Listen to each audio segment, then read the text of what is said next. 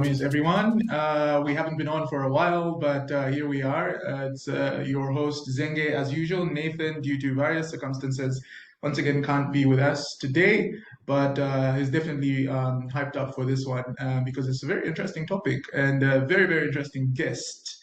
His name is Mark V. His surname is mysterious. And The V is for Victorian. I'm sorry. Victorian. So Mark Victorian, there you have it. That's his surname. So he's an African American with an interesting story and moved to Africa, Tanzania, and at the age of 19.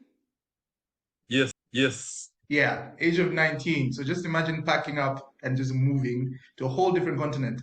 And we're just gonna understand his story, talk about his story and other people in the diaspora that have moved around and just yeah, we're just gonna be talking about that. And so yeah, Mark, welcome to Africa for Dummies.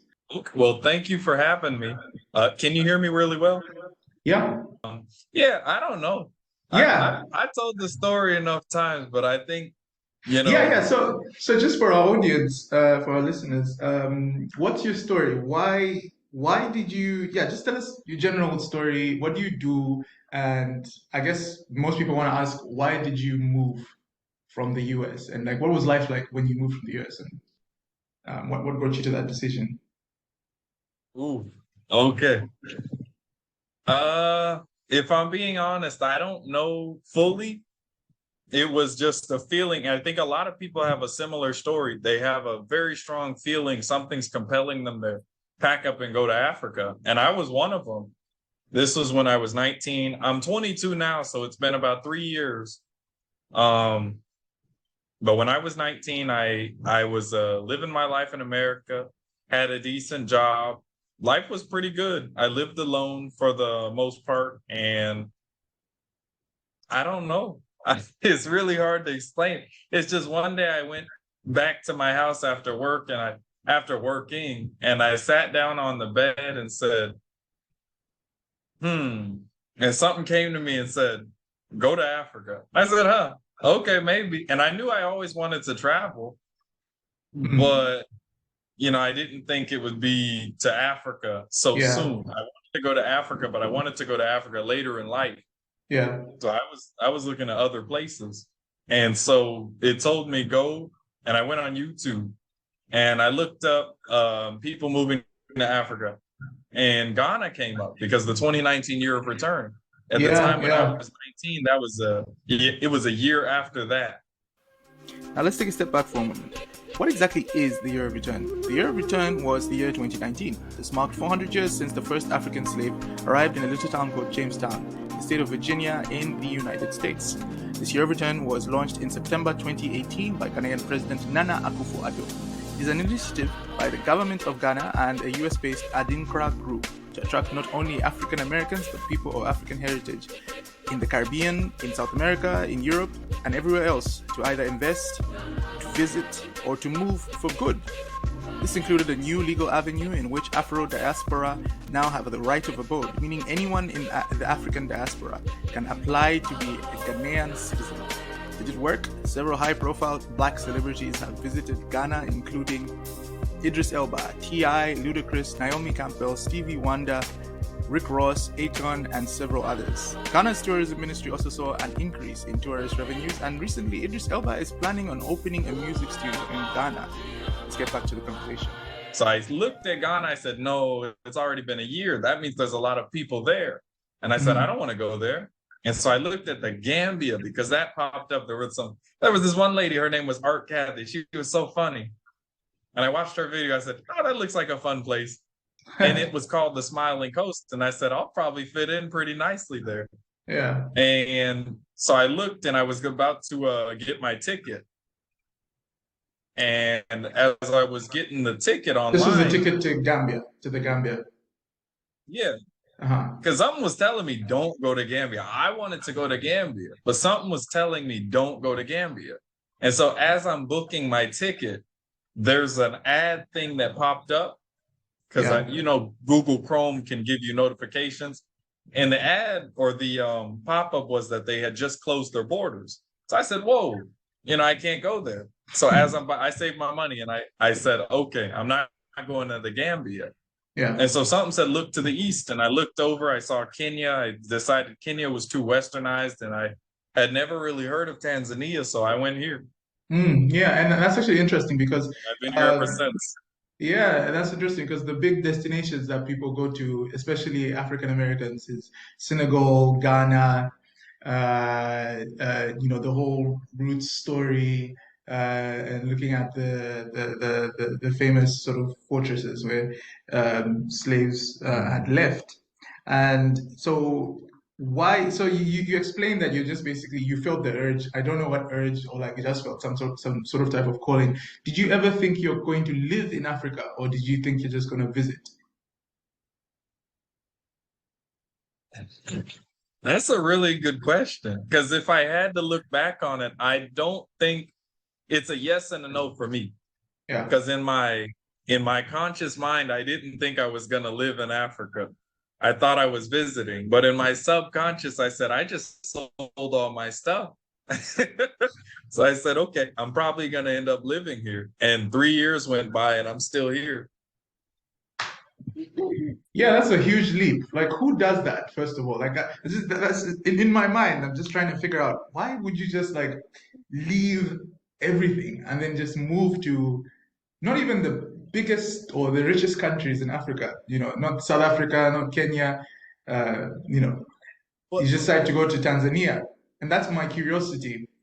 Because they can't be that many African Americans. I mean, I would guess that, most people would want to go places that they can have a start and like somewhat familiar territory to get your way in. Now you go to Tanzania where, the predominant language is Swahili, I mean, obviously they do speak English, but like they're very strong on their Kiswahili. So yeah. So how's that process and your first impressions moving to Africa? And just give us a walkthrough of that sort of transition. No, I guess I was a weird one because I'm talking to people and I hear how they transitioned and it wasn't the same. A lot of them. Especially since you got a lot of older folks coming here, so they can't adapt as quickly. But for me, adaptation was easy. I think that's what made my YouTube channel a little popular was because, at the time, I don't have a whole lot of followers, but I think they found the interesting thing is I could go live with the people. Yeah. So I got off the plane and the first place I lived in was some ghetto. Somebody told me it wasn't a good place, but that was after I had been there for so long. Yeah. And so for me, it was, I don't know, when you asked me to look back on it, it feels like it just happened, where it's like, it just felt natural. So did you have any plan? Did you have any actual plan? I didn't even book a hotel. Getting off the plane, I did not book a hotel. Wow. I don't know what it is, but in my mind, I was so sure that it would work out. And I didn't know why. Because in my life, there's always been a little bit of a guiding voice that'll tell, it can say something as simple as go left or go right. And I follow, I don't question it. And so I did that here. I got here to the airport. I left my bags. I looked outside in Terminal 3 and I said, you know what? I know this place. And I went back inside and I went to a taxi driver. I said, take me somewhere local. And surely enough, we went into the ghetto called Kipawa. Wait, so what do you mean by what do you mean by I know this place? Because honestly, your first impression, being an African American, I assume you lived in a place that is predominantly white, right? And then you arrive in Dar es Salaam in a place that's predominantly black. So how did you just arrive? Like, I mean, you couldn't have just said, "Oh no, this is home. This is cool." You are landing in somewhere that you haven't been before, I'm assuming. So, what were your immediate impressions? Yeah, you make a good point. I had never even really traveled outside of America before coming to Tanzania. Was the first place I went to outside of America. But when I say I know this place, I mean, it's a city. People have this strange misconception coming to Africa that there's huts and things everywhere. I had to actually look for that stuff. Not to say it's not here, it is. You looked for but huts. It's out in the sticks. Yeah, now I have my pickup. I go everywhere, so I can find that stuff. But the reason I chose, you mentioned something earlier. You said, why not go to one of the big countries that's already developed? And I made sure, the reason I didn't go to Ghana was because I knew there were too many African Americans there. Too much westernization had already been pushed into Ghana. The same with Kenya. When something told me look to the east, I said Kenya would be great. Then I said, you know, it's westernized. And it's not to say I'm anti-Western, but it is to say that if I'm going to make a big move like that, I might as well make it all the way. So I chose Tanzania because, if I'm being honest, I had never heard of Tanzania. And it's a tourist country. I've never heard of it before coming here, not in great detail. So I said, this place looks more local than all these other places I was looking at. I came here because people weren't coming here. And now there's a lot of people coming here. But when I came here, there wasn't many people. And I was happy to be a part of that, one of those first waves, because I got to see the genuine culture before the, you know, they edited themselves to, So you're talking about the misconceptions and the, you know, the realities. What obviously, you know, and I've always kind of been interested in this type of linkage. What are the biggest misconceptions? I mean, of course, the term is African American, unless you say Black Americans. It does linger in your mind that this is originally where you came from. But what do you think are the biggest misconceptions that African Americans have of Africa and Africans? And what do you think Africans have of African Americans? Oh, okay. There's a lot of them. And really it's an issue with our people, even in America. We have these, I won't go into it, but one thing that I found, please go into them. That's why we're here. That's why we're talking about it. I'll be nice because I love my people on both sides. But at the same time, our people have a lot of problems. And one of the biggest misconceptions that African Americans have about Africans that I found, I can't speak for everybody, but these are the ones I came across. And one of them is that African, in as stereotypical as it sounds, a lot of people believe they live in huts. They think there's no roads, there's little technologies. And it's not to say they live in some advanced civilization like Wakanda, because they're not doing that either. But cities exist in every country pretty much. You know, that lifestyle is, in most cities around the world are the same. I Googled one picture of Tanzania before I came here, and a picture of Dar es Salaam came up. And I said, oh, I know what this place is going to be like. Why? Because you can assume based on that. I wasn't coming here thinking a lion's going to get me outside of the airport, but some people do. Wow. And it's strange to think that all you have to do is look a little deeper into it before you come. I think now we're past that. But at the time when I came 3 years ago, people weren't doing that. They just assumed. Now I think the stereotype is being dissolved.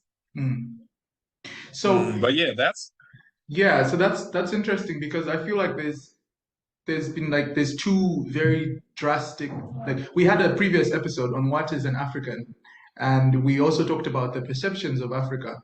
You know, you mentioned Wakanda, and then there's now the woman king. There's this romanticization that obviously I'm not African American, or nor am I originally from outside Africa, but I get the image that for those that romanticize it, they assume upon arrival, you know, you'll be given wonderful rose petals, and there'll be a red carpet, and we shall welcome you by calling you king, and you know, so there's almost like an extreme romanticization of Africa to the point that you don't want to talk about the problems.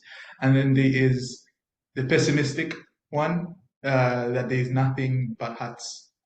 So what's your take on that? I'm just interested in what you think about that. Is that an accurate depiction, or?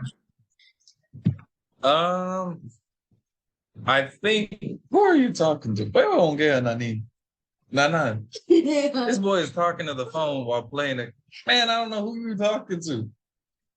But yeah, I don't know. To be honest with you, Africa is not all rose petals. In fact, I'd argue that it has a lot of issues.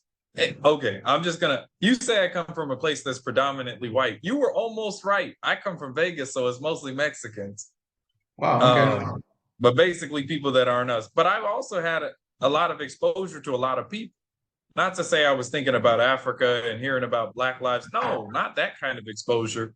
Just Right. different people from different walks of life. Mhm. And so for me, it wasn't hard coming here and just thinking differently. But I think a lot of us have an issue doing that. We're set in our ways so much, so young, old.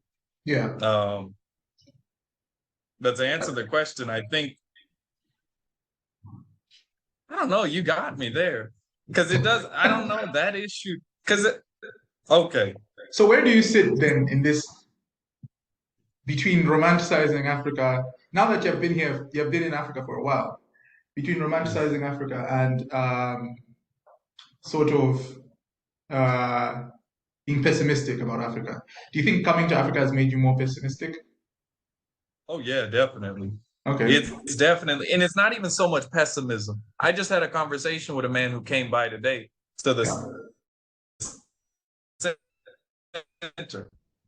And, he was telling me, because I'm critiquing that's necessary for us to make any significant change in this place. And if we're so afraid to hear the issues we all share, then nothing's going to get solved. So you need to be a little, I say a tree needs shit to grow. Do forgive my language, but it's true. At the end of the day, Wow. we're all growing and we have to grow together because right now we have issues, they have issues, they have solutions, we have solutions, but we're on opposite ends of the same big problem. Yeah. And the issue is that we can't look at things pessimistically. We can't look at them optimistically. We have to come with a realist view. And so I believe I've developed, because at one point it was pessimism.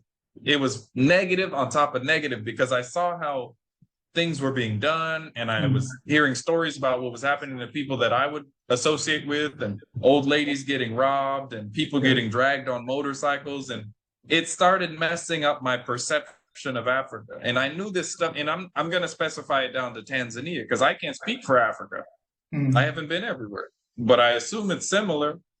But let's leave it at just an assumption so nobody gets offended. The issue is bigger than we think. When you start calling out issues, people get offended, and the problem is they take it personal. You can't go and protect these issues. If you say brother and sister, well, then the problem in the family has to be known. And right now we have a big problem. But I think the issue is a lot of people are too pessimistic and a lot of people are too optimistic. You have people hiding issues in Africa. I'm serious. Content creators and things like I ended up coming across that. Somebody told me, and I don't think they meant to tell me, but I deduced this. And he was basically saying that if you speak negatively about Africa, specifically Tanzania, people aren't going to want to come here, which means the business we have going on isn't going to prosper. And I said, so you're going to sell in my mind, I'm thinking you're going to sell a fairy tale image of Africa, knowing there's problems so that you can get them over here and make money off of whatever it is, whether it's a consultation, concierge, liaison, whatever you want to sell them. That's the goal for some people. Some people are not here to build anything. Some people are not here to interact with Africans. Some people are not here to live a life, Black power, Black empowerment. They're here to live a discounted America.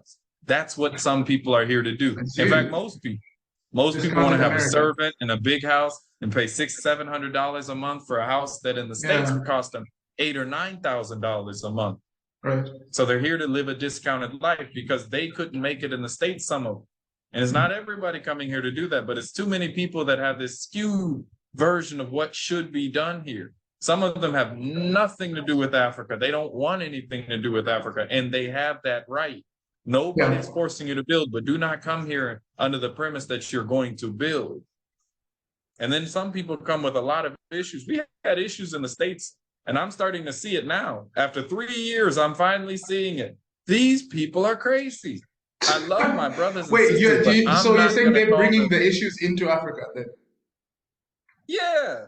What type of issues? What type of issues? The typical drama and it'll be the most petty things. The most petty things. I just had a situation occur, and I can't even say because it'll get us both in trouble. But I just had an issue occur, and when I look back on it, I say that was so petty. But because our people are so misguided and miseducated and undereducated and lack of knowledge and lack of research and everything that's just a detriment on our part, because some of it is us. We can't go and throw everything on the white man and say he did this and he did that. Well, what are we doing? Yeah, You have people that exactly. are waiting for Yeah, reparations. yeah, Reparations yeah. will never come. And then you have people that think Africa is the solution. I'd say like this, in 400 years. Stop. Yeah, so sorry for our listeners, we have an extra special guest, a little baby from Tanzania, and he's enjoying himself whilst wewe sema sauti nyingi, ongea kema. Wewe ongea huyu. Kwa sababu unapenda sauti haya, ongea huyu. Sawa. Hey, twende ongea. Kwa sababu huyu anasema wewe ni guest, ni special sana. Kwa sababu anasikiliza wewe. Sawa baba. Sawa. Jambo. Sawa. Haya baba. Lakini wewe unataka attention sana. Sio mbaya. Lakini mimi kwa mimi nasema mimi kukaa hapo, unajua kwa nini? Sio hasira. Kwa sababu mimi nataka amani. Nataka I made him feel a little bad. He's used to making all that noise. He sounds sobered up now. So yeah, I think you hit the nail on the head when you talked about being able to take responsibility for ourselves. I mean, of course, I think this is a discussion that I've had many times on whether or not, things like reparations, apologies, and so on.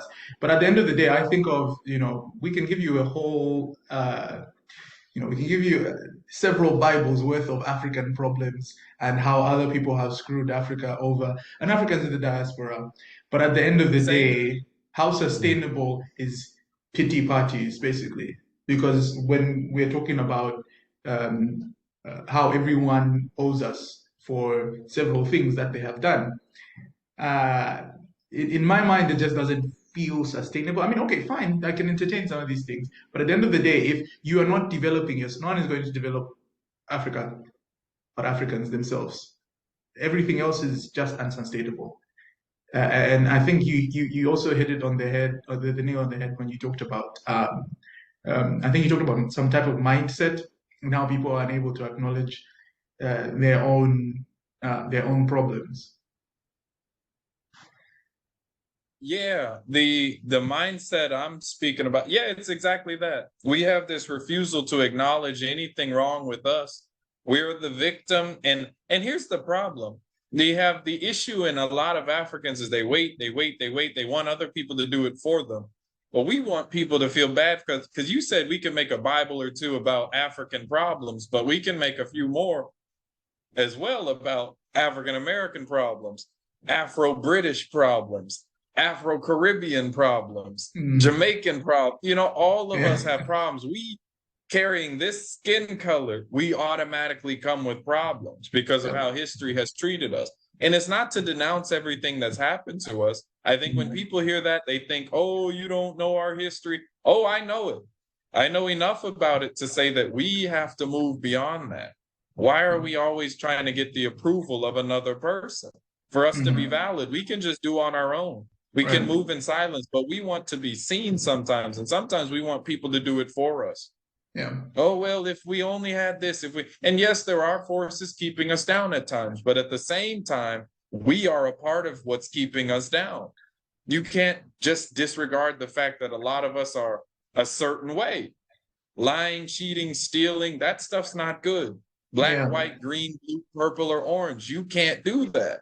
So if you have a low perception of your people because of the stereotype that you yourself are perpetuating, of course you're not going to have development. You have people around the world who perceive Africans, not African Americans, Africans as low quality people. They get zero respect when they travel. And 95% of the reason is because when you come to Africa, what they say is true.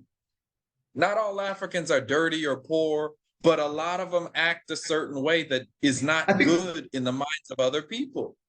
That's an issue that needs to be addressed. The lying, the cheating, the stealing. Every store you go to and you're being overcharged, what's that white person going to say when they go back to Europe? Those people like money. I think because they don't have to live here. We do.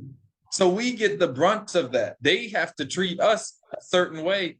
I mean, they're starting to treat us a certain way because they see, oh, they're just going to take it. But then white folk get top dollar treatment. Why? Because they have control over the perception of these people. And the image is so important to so many people. So Yeah. they get treated better because we don't challenge anything that affects us in a negative way. A lot of Africans, at least in East Africa, they have a refusal to stand up for what is right and a refusal to speak out about things that are not okay. And because they refuse to discuss issues, nothing gets solved. But the problem is everybody knows the problem and nobody wants to solve it. That was Gave us that system. yeah, no. That is a European concept where you don't even speak about the problem. You know, in those I agree with what you're saying. where the wife could be getting beaten, the husband goes to work, and they just don't talk about it. It's just normal. It's a part of life. Well, here we're taught to we're conditioned to take the abuse over and over and over and over. Africa's problem is they don't like to, but they have been conditioned to just take it. African Americans, just take it. Africans, just take it. Don't say anything. Don't do anything. Protect your government who doesn't serve you.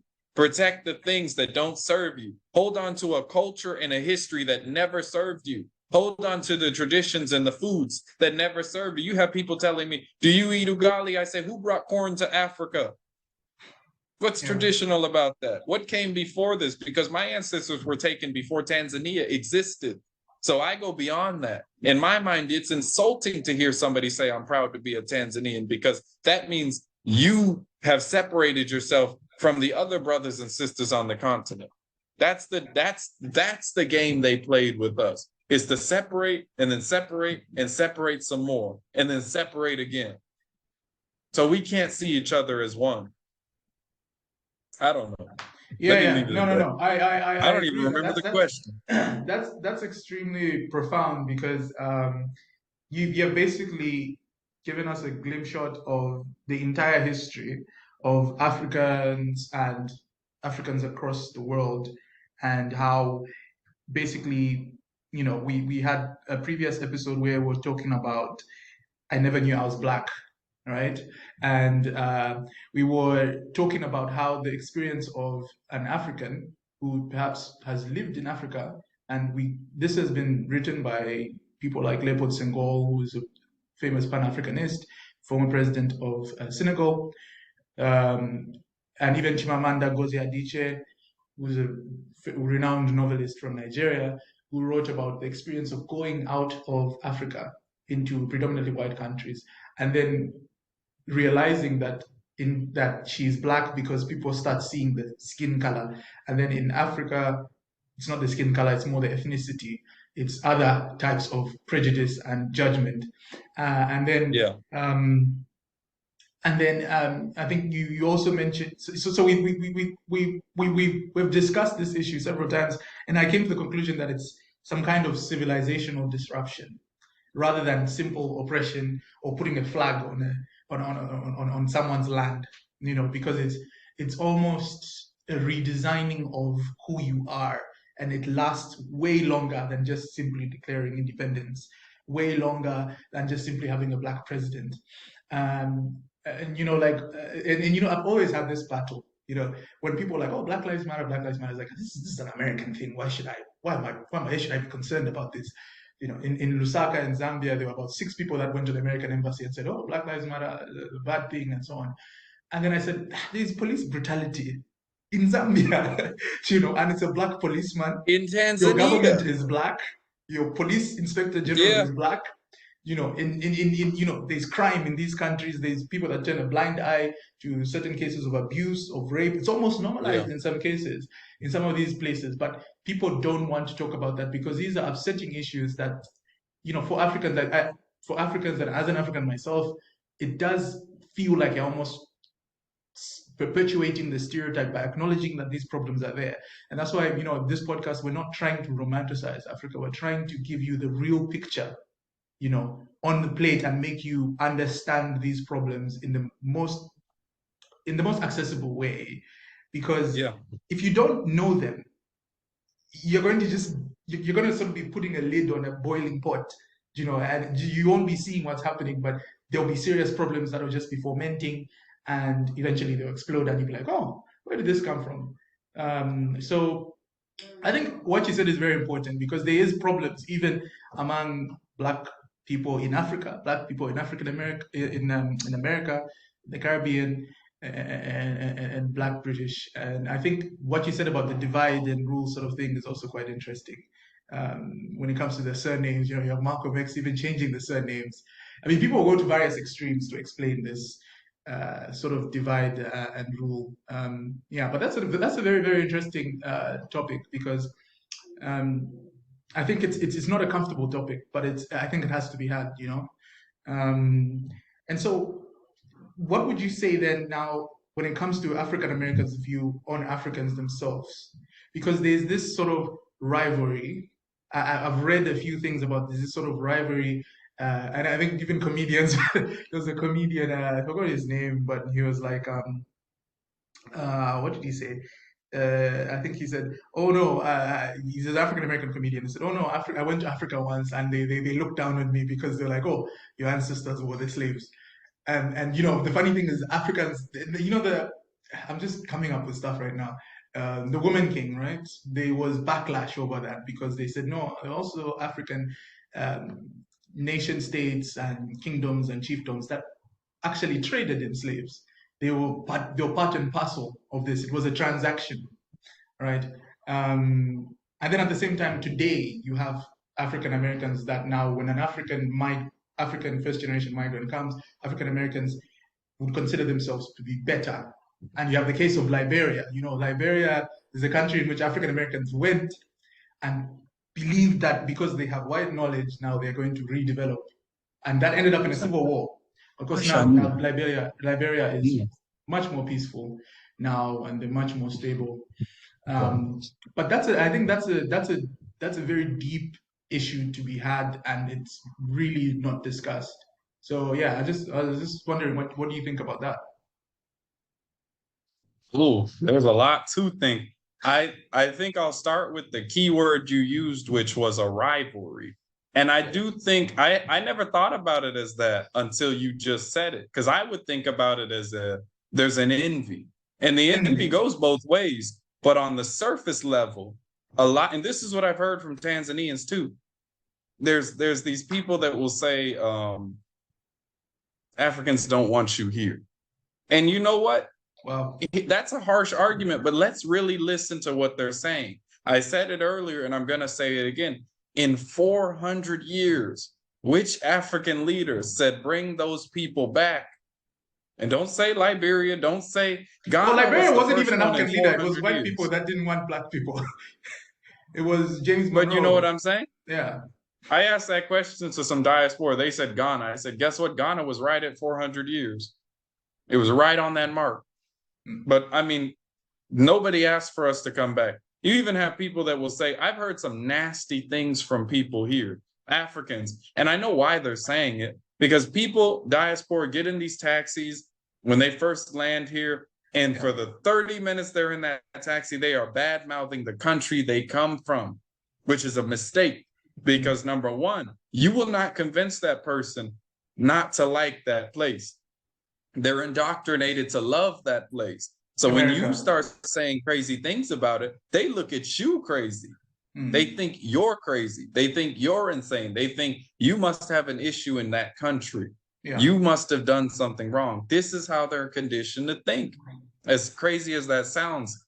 And so when you badmouth it, oh, America, and the only reason I'm saying this is because I was one of them. Then I went to a Zanzibar. I've been there so many times. I went there once and I was having an issue. I had got a bike and I was riding it around and I looked like a Tanzanian. So people think I'm Tanzanian. Yeah. And the guy was having an issue with me. And, I don't know if it's a control thing sometimes. They go on power trips just like in the States. Police are a problem anywhere in the world, but that's another topic. Yeah. And so, I basically, I'm saying, hey, look, you guys are an issue right now. Issue got resolved, whatever. Wait, sorry, I won't say too much on it. Yeah, so the issue of envy, we're talking about envy and why this envy exists. So I don't know if I'm the perfect person to ask this question to, but I will give my perspective, or I'll give some of my perspective. And the logical side of me wants to say, because we come from a place that they want to go, and we just so happen to look like them. So they look at us, and sometimes it's like, you're what I could have been, sort of thing. And I don't know if that's what it is. Yeah, yeah. But it's hard not to feel like that when you get certain looks going into shops, or when you're treated badly going places. And it's not everyone and everything, but I think the important thing to note is, no, I really do feel, and I don't want to sound so negative, but I've heard this story so many times that it's hard for me to say that it's a few situations and, well, it's not the norm. It is the norm. Because there's a difference between being a tourist and living here. There's a big difference. You get to see the real treatment, and unfortunately, the real treatment is not so good. Yeah. It's not. I don't know what it is, and I'm not saying every person you meet is going to be bad, but there's an overlapping feeling of like you're not wanted here. And I've heard it from elders. I've heard it from young people. I've heard it when I went to Zambia, of people who came and left Tanzania to go to Zambia. And there's this strange feeling. I've heard it from Zambians who have been in Tanzania, and they feel unwanted. I don't know if it's just Tanzania or if it's Africa, but I know for me, there's times where I'll walk into a place. In fact, I'll tell you a story if you don't mind. Sure, no problem. There's a place called Kibo Complex, and it's a little mall shopping center sort of thing. This is in Dar Es Salaam? I was there. Yes. And I was there one day. This had to be over a year and a half ago. And the unfortunate thing about it is I go there a lot at the time. Sorry, just say that again. You cracked up. I would order things. I would eat there because they had so I knew all the staff, and I'm very friendly. And you know me, I like to talk to people. So I was talking to everybody. Every time I walk in the restaurant, I'm saying hi to everybody, all the customers, all the waitresses, all the cashiers. And one day I did this. It was night, and I came in. I'm speaking to everybody, and about 10 minutes into me waiting for my food, this man with this woman, he was an older, probably 46, 40-ish. And he was with this woman who looked way too young to be with him, but whatever. And he, again, I didn't look at him. I didn't talk to him. I didn't acknowledge him at all. I'm talking to my friend behind the counter. And he butts into my conversation in a very aggressive way. And he says, "You think you're better than me?" I looked at him. I said, "Wait a second, sir. This is out of, I don't know him. I didn't look over. I didn't notice he was there. Obviously, I see him standing there, but I didn't give a look. I didn't look over. I don't even do that stuff. Not even I don't do that. So for me, it freaked me out. I said, "What do you mean?" He said, "Because you're speaking English." I said, "Oh no, English is my native language." I say, "But I do understand a little Swahili." And this is what I'm saying. I'm paraphrasing what I said. And I said, "English is my native language. I can switch to Swahili if you'd like, but I'm not very fluent." And he said, he starts yelling at me. And I remember I got mad. I was like, you know what? He said something like, "You don't know who I am." I said, "I don't care who you are, and I don't want to know who you are." I said, I told him what I told you. I didn't look at you. I didn't speak to you. I didn't acknowledge you. And yet you have a problem with me. I said, if you feel insecure about the fact that you had to learn a language that wasn't for you, then that's your problem. But don't go bring that over here with me. I'm sitting here talking to my friend, and you came and butted into my conversation. Wow. And his girlfriend's over here holding him back because he looked like he wanted to physically fight me. Whoa. And I'm standing here, and she's holding him. "No, baby, don't do that. Don't." And I see like, you're that upset at the fact that I am speaking English? Because again, they see me. And this is what so many Tanzanians have told me. When they see me, because I look so much like the people here, they think that I was born here, I studied, I went abroad and came back, and now I'm pretending I don't know the language. That's what they think. Yeah. Because a lot of people here do that. Yeah. And I just so happen to fit into that mold. Obviously, I'm not from here. Obviously, I'm an American. Yeah. Obviously, my passport tells a different story. But the problem is because of a lack of exposure. And this is what even this young man told me, this one that you just saw, he didn't know there were Black people outside of Tanzania. He didn't know that there were Black people who didn't speak Swahili. Because his world is Tanzania and Swahili. That's his world. Yeah, because his world is Tanzania but and Swahili. Tanzania to me is one big small town. It's a big old small town because everybody knows everyone and everyone knows everything about everyone, but they don't have any exposure outside of what they see on a daily basis. Even though it's a tourist country, they don't have, it's surprising how little exposure they have for a place that is what 20% of their economy is tourism. That's surprising to me. Very surprising. So for me, I'm thinking to myself, be calm, because I know they don't know. But at the same time, how do you handle a situation in which somebody is accusing you? Because I've had people walk up to me and say, you know, if I had the opportunity to study abroad, and they're telling me. Because they assume you studied abroad, and there's nothing you can say to convince them. Yeah, I've had people say, "Oh, you're not from America. You must be from the Congo, or you must be from Zambia, or you must be from Zimbabwe." And I'm looking at them like, "You asked me the question, and I went and told. I'll have to pull out my passport sometimes." I had a situation in front of the same keyboard. I'm sorry to keep on going, but this is a very big issue. No problem. Let's hear it. I ordered in Swahili, but I had a phone call. The phone call was in English. This old man and the young lady and the man who was cooking, as well as the customer who was sitting down, 4 people start laughing and talking. And I heard what they were saying while I was on the phone. They said, this guy, basically the thing I'm saying, he doesn't want to acknowledge his culture and da-da-da-da. And I turned and I said, hey, I'll call you back. I said, is there an issue? Right? Because I used to challenge it all the time. Now I don't have the energy to do that. I said, is there an issue? Oh, da-da-da-da-da, speak Swahili and da-da-da-da. I said, I'm on the phone. That has nothing to do with you.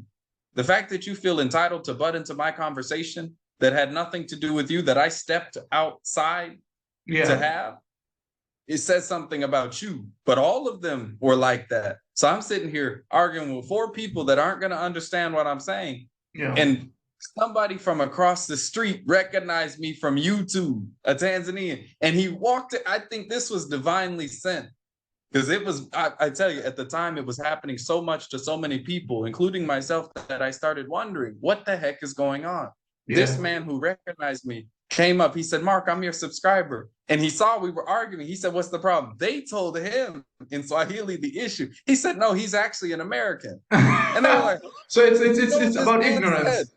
Very ignorant. This man, this old man, and the young lady, all of their faces change, and they say, I'm sorry. He whispers to this man. The old man whispers to the man who came up, who recognized me. He said, if he was a white man, we'd be kissing his feet.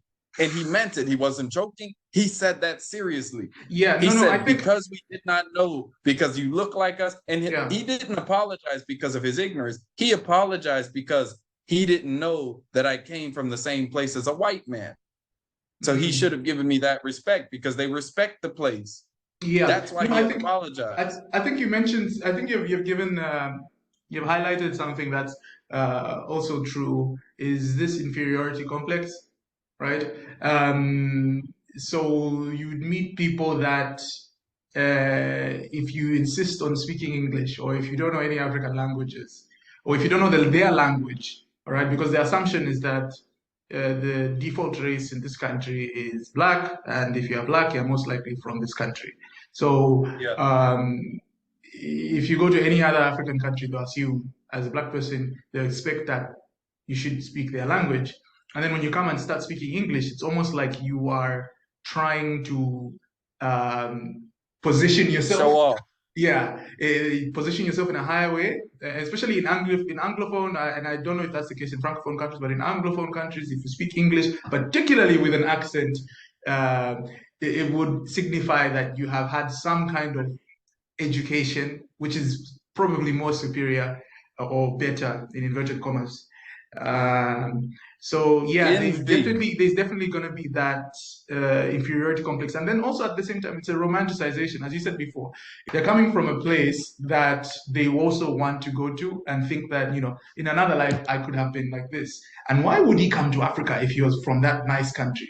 Because the image, growing up, the image of America is, as particular African Americans, is like basketball players, musicians, limos, and you just said you're from Vegas, so this is nothing strange to you.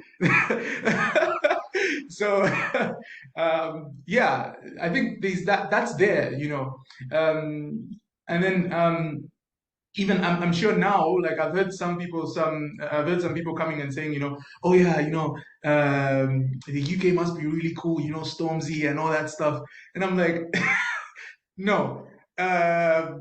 But yeah, there's that perception that's built because the immediate connection to an African in Africa to America is African Americans. And then the biggest presentation of African Americans are the musicians, are the basketball players, the millionaires, right?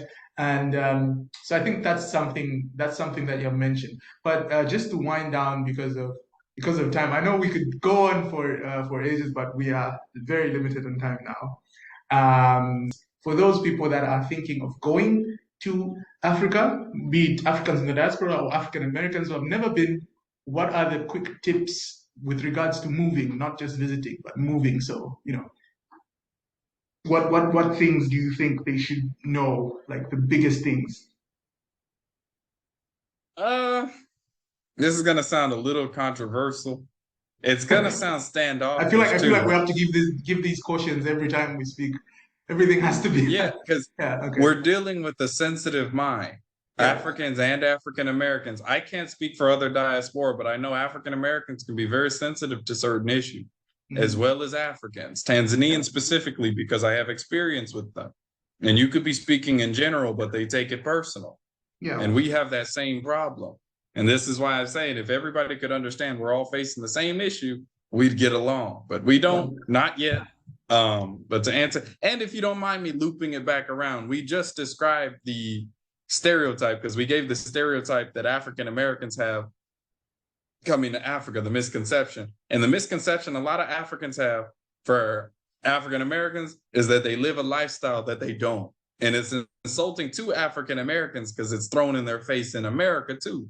So to answer your question, I would say do not compromise your values, but learn to be flexible and adapt. And the reason before I would say just adapt, but because people say when in Rome, I never believed in that. Yeah, because again, we're not supposed to. Some people are here, they're Hebrew Israelites. I'm not particularly religious, but I understand the philosophy behind that belief system. Yeah. And you're supposed to be set apart. Most religions, in fact, say, whether it's Islam, whether it's Christianity, Hebrew, the Israelite faith, they say you're supposed to be set apart. So when in Rome automatically does not apply to us. Yeah. So in the Romans, they slept with animals and children. So I'm automatically against it. And I believe keep your values because the way you raise the standard of a place is you continue to be the example. Do not try to change anybody. Don't force anybody to change. Don't push yourself on others because then you're wrong. But if you live your life well enough and you have a high enough standard and it doesn't shift because of something coming up or something happening, you're going to be the example. And because of that envy, some people are only going to follow you because they're envious of you, but others are going to be inspired. And that's what's going to make them change. Because I'm not going to say, oh, everything in Africa is good. No, they got a lot that doesn't work here. And we got a lot that doesn't work over there. Yeah. Let's take what we have and combine it with what they have and let the rest go to rock. Awesome. Let the rest be the SHIT that we need to grow. Yeah. But we do have to provide one another. It's just mixed in with the not so good stuff. And we have to keep our standard when coming. Because now there's a counter movement where people are saying, oh, you should only do it the African way. The African way isn't even the African way. Because if you have to dig deep for the country, for the authenticity. They can't tell you.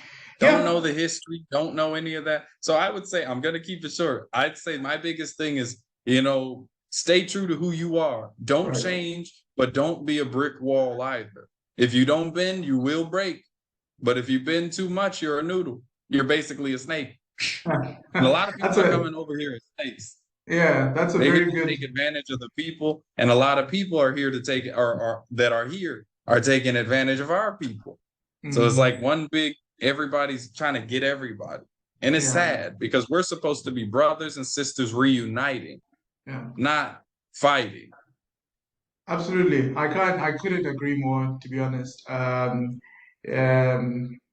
This has been a very, very, very. I mean, we've had several episodes, but this has been one of the most enlightening ones, and sort of sharing these ideas, because I've always wanted to have this type of conversation, because it's almost like an elephant in the room in many cases.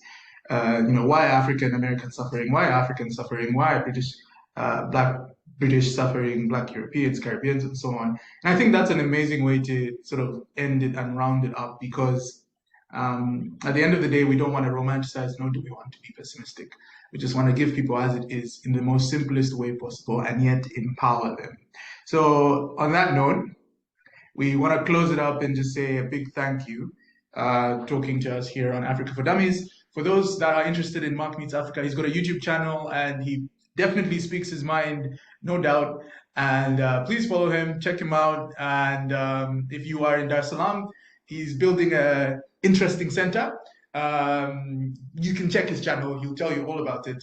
Thank you. Right next to Jangwani. Yeah, right next to Jangwani in Dar es Salaam, Tanzania.